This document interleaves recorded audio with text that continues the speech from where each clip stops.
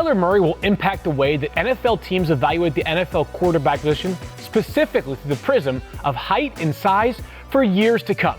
As the NFL world descended upon Indianapolis for the Combine, it wasn't the speed of wide receivers or the strength of stud pass rushers that we all waited for. Nope. It was a 4-digit measurement. The NFL's height measurements are done precisely to the 1/8 of an inch. And it was all we were waiting to see. 5'1", Put precisely, 5'10" and 1/8 of an inch. Put differently, tall enough to change everything. In the world of NFL scouting, thresholds have long been in place to help refine the process. You don't see 260-pound offensive tackles or a running back that runs a 40-yard dash in slower than 5 seconds. Trust me, I had to give up my own dreams of being the next Barry Sanders when the stopwatch read something north of 5'2" during my own attempt at a 40-yard dash as an 18-year-old. Must have been a technology glitch. In any event, Kyler Murray isn't your typical NFL quarterback, and not just because of his height.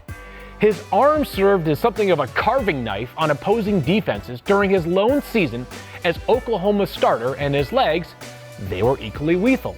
In speaking with NFL evaluators during the pre-draft process, some were long ago sold on Murray.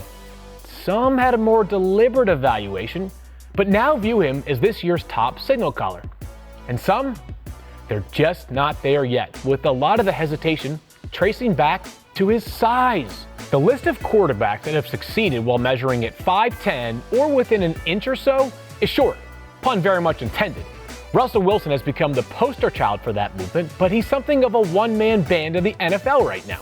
Beyond that, Wilson lasted 75 picks in the 2012 NFL Draft. 75! He went behind the likes of fellow quarterback Brock Osweiler and a punter, Brian Anger. The Jaguars used a 70th pick on him. Whoops. The Seahawks get undeniable credit for selecting Wilson, but even they had to wait with bated breath to ensure that he made it to pick 75 after bypassing him earlier on in the draft twice.